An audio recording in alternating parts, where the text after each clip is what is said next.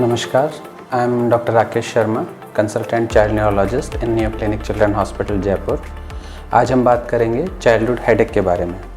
आज हम इस टॉपिक के बारे में इसलिए बात कर रहे हैं क्योंकि अधिकतर हमारे पास जो पेरेंट्स आते हैं जिनके बच्चों को खासकर हेडेक की समस्या होती है, उनके कुछ कॉमन क्वेश्चंस रहते हैं। जैसे कि मैं बताना चाहूँगा कि उनके जो क्वेश्चंस रहते हैं कि क्या हमारे बच्चे को हेडेक है या बच्चों को हेडेक हो सकता है, या फिर क्या बच्चों को माइग्रेन हो सकता है। अगर बच्चे को हेडेक है तो हमें उसे कितना सीरियसली लेना है, या फिर किन किन चीज़ों का या एसोसिएटेड सिम्टम्स का हमें ध्यान रखना है, और ऐसी कौन सी कंडीशंस हैं कि हमें जब डॉक्टर को दिखाना है। ये खासकर पेरेंट्स के कॉमन क्वेश्चंस रहते हैं। तो आज हम बात करेंगे इन सवालों से जुड़े जवाबों के बारे में। तो सबसे पहले मैं बताना चाहूँगा कि बच्चों में हेडेक काफ़ी कॉमन समस्या है। ये एडल्ट से थोड़ा सा डिफरेंट हो सकती है in terms of severity, in terms of frequency and their way of presentation. वो हेडेक को डिफरेंट तरीके से प्रेजेंट कर सकते हैं।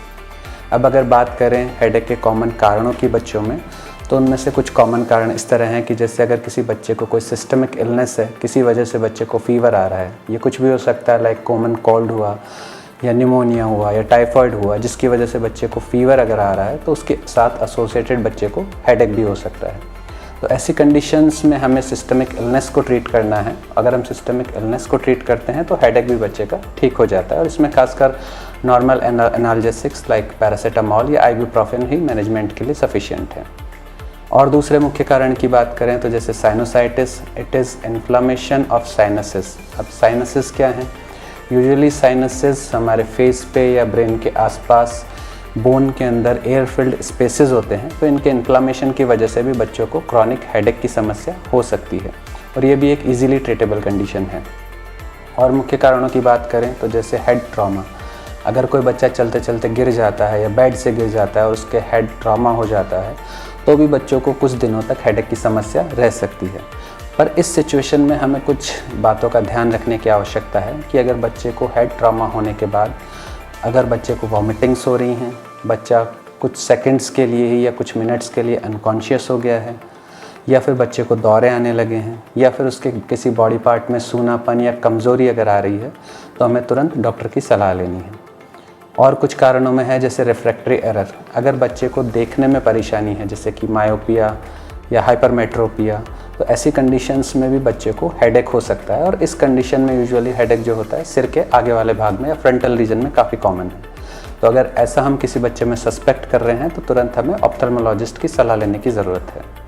और हेडेक के कारणों की बात करें तो इसमें माइग्रेन भी एक कारण है जिसकी हम आगे चर्चा करेंगे।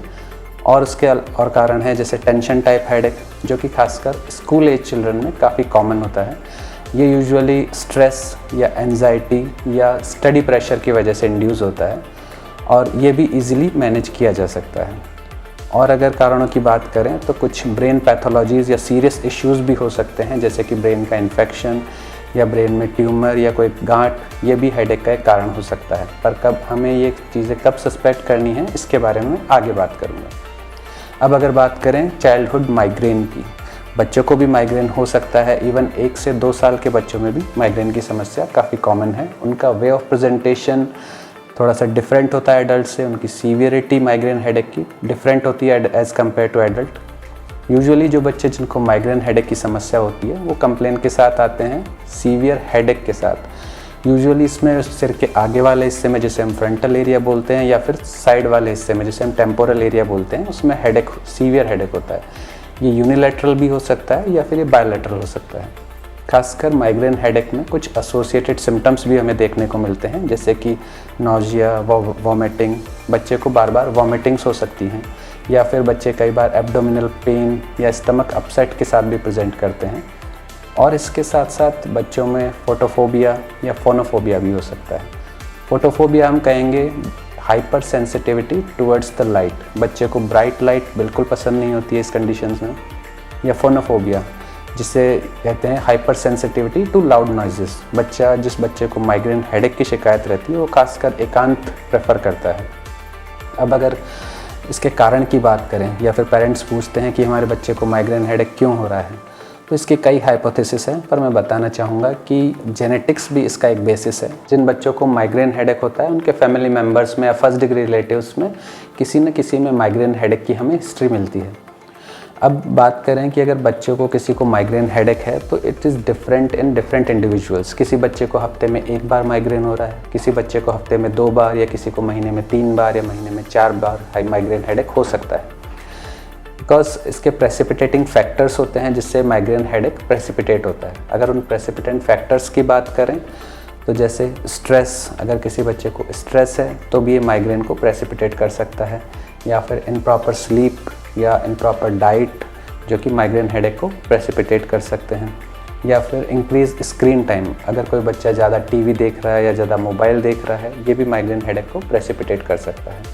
और बात करें सर्टन फूड आइटम्स की, लाइक कैफ़ीन युक्त फूड जैसे चाय, कॉफ़ी या कोल्ड ड्रिंक, ये भी माइग्रेन हेडेक को प्रेसिपिटेट करते हैं। तो ये हमारे लिए जानना काफ़ी ज़रूरी है कि आखिर माइग्रेन हेडेक के प्रेसिपिटेंट फैक्टर क्या होते हैं। अब अगर मैनेजमेंट की बात करें तो जैसे मैंने बताया कि इसके जो प्रेसिपिटेंट फैक्टर्स होते हैं, इनको अगर हम अवॉइड करें तो ऑलमोस्ट 60 to 80% तक हम माइग्रेन हेडेक की फ्रिक्वेंसी को कम कर सकते हैं।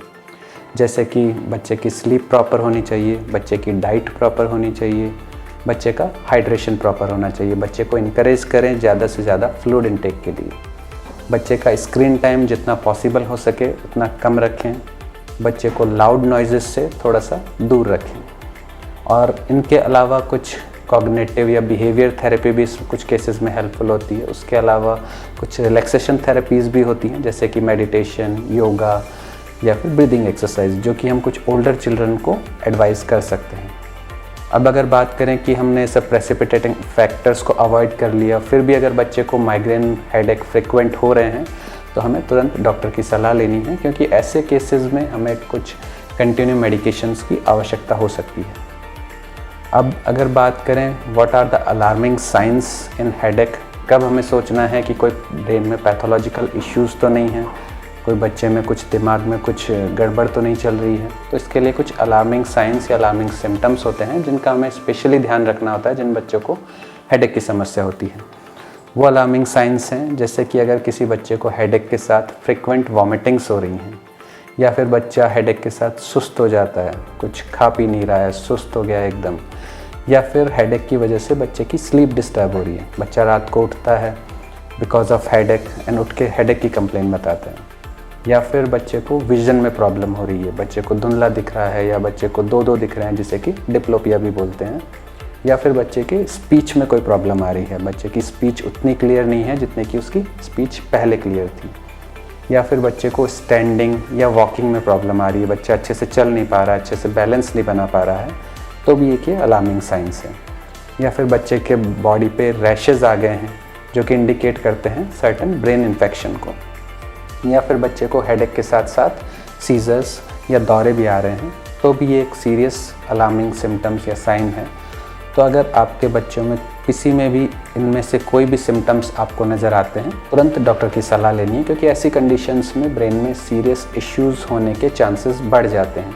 तो ऐसे केसेस में हमें कुछ इन्वेस्टिगेशंस की रिक्वायरमेंट होती है, लाइक सीटी स्कैन या MRI brain according to the child, और उसी के हिसाब से हम आगे ट्रीटमेंट का प्लान करते हैं।